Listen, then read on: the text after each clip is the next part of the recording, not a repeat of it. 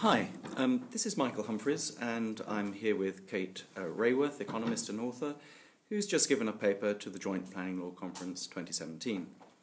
Kate's keynote paper to the conference was based on her best-selling new book, Doughnut Economics: 7 Ways to Think Like a 21st Century Economist.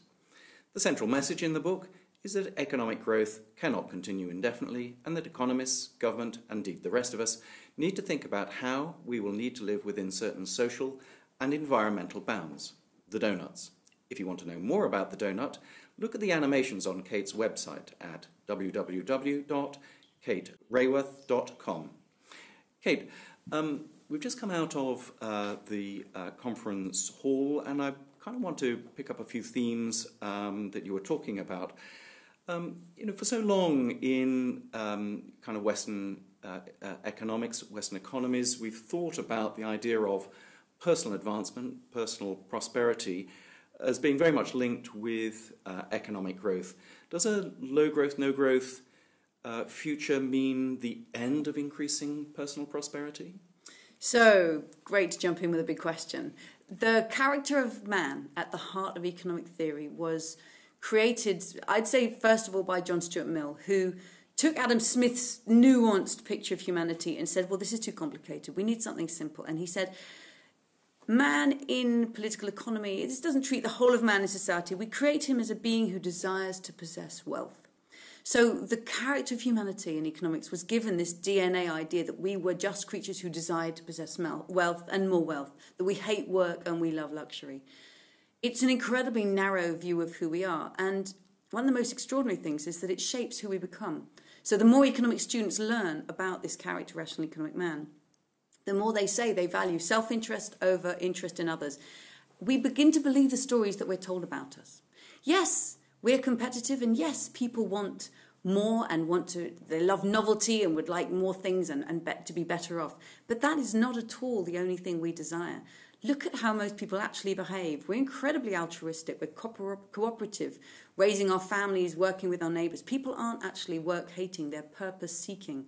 And sometimes purpose doesn't come in line with the highest salary. People often will leave a higher income behind because they found a greater purpose in life. And those are the people with real light in their eyes. And I think in the book you talk about the idea of, is it the commons? Yes, the idea of the commons, where communities get together without using the market, without the state, but communities self-organising to produce things they value, whether it's a neighbourhood garden on the corner of the street block, or whether it's Wikipedia online. People donate their time and their skills because they see purpose more than just their own income. So we're competitive, but we're also socially reciprocating, which means that we expect others to cooperate with us.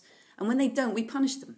We will punish those who renege. And this is one of the major mechanisms that makes society work. We cooperate together and we punish those who don't. And that kind of leads into a second theme I just want to kind of touch on with you, in that when you read the book, and I think this sort of will have come through in the paper you've just given as well, it's clear, or it seemed clear to me, that many of the ideas depend on or assume a certain amount of cooperation or coordination between economic players, whether it's kind of governments or companies or individuals within the system.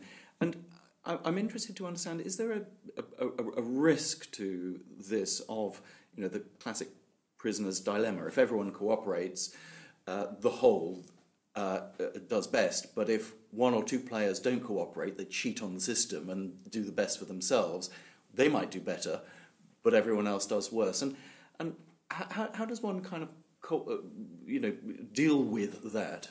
Yeah, it is an important question, because as we were talking about this idea of being social reciprocators, we know that we thrive best when we cooperate. I mean, a society in which everyone was competing against everyone would get absolutely nowhere, because we're deeply interdependent for meeting our needs.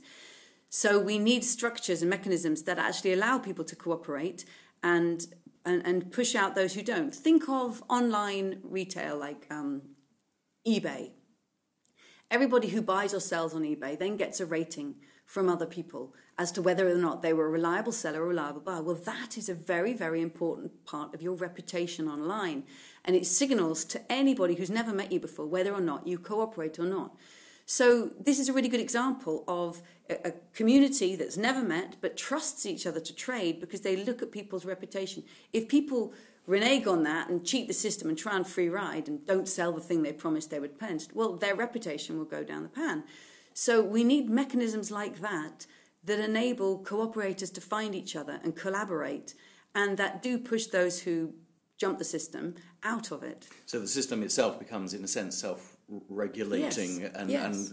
and part of your overall message comes into balance of its own accord, because it sends itself signals that bring it back into the donut, as you would describe it. Yes, although, of course, I would never go so far as to say we can create an economy that's self-regulating, because I think the financial sector has said for long enough, trust us, we'll regulate ourselves and look what happens. It doesn't. We absolutely need governments to lead in terms of setting clear regulation on what is permitted. We should be banning single-use plastics. We should be banning the landfill of plastics. Absolutely. Give a long, legal and loud message. Once those regulations are in place, people just get on with it. Business adapts, developers adapt, products are adapted. People actually become quite creative and use their innovative capacities to think their way around this, and actually often enjoy overcoming and figuring out the smartest way to respond to these regulations. Final kind of question for you. I mean, the book came out this year. I think some of the ideas you'd obviously been working on and thinking about for some time before that. But how are the ideas being received by kind of governments, companies and others? And how optimistic are you about the future? So I wrote this book with the long view. I wrote it with a passion for helping to transform economics education, because it infuriates me that today's students are taught ideas that are decades, even centuries out of date.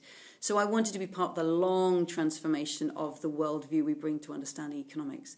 What's really struck me since my book was published in April is how many of those who are working in the now and the here, the immediate policymakers in business, in politics, who have been interested and asked to meet me, asked to speak to me. They are looking for these ideas. It's so clear that people are hungry for a new paradigm and a new way of understanding what prosperity is. So I've been in discussion with several political parties in this country and overseas. Businesses saying, this is so connected to our vision. We want to be a company that helps bring humanity to meet the needs of all within the means of the planet while making a fair return for ourselves. How can we take this? I've been contacted by city mayors, town planners, saying we want to figure out what it would look like to develop a city district that was meeting the needs of all within the means of the planet. So I'm really enjoying these conversations with current policymakers, and I want to develop more tools that I'll be able to put on my website for educators, for city planners, for businesses, for investors who want to put these ideas of human well-being at the heart of what they're doing. Well, Kate, it's been a great pleasure for me, and I know the others at the conference, to listen to you, and for me personally to be able to talk to you. And thank you very much for being with us at the Joint Planning Law Conference 2017. Thank you. I'm absolutely delighted to be here.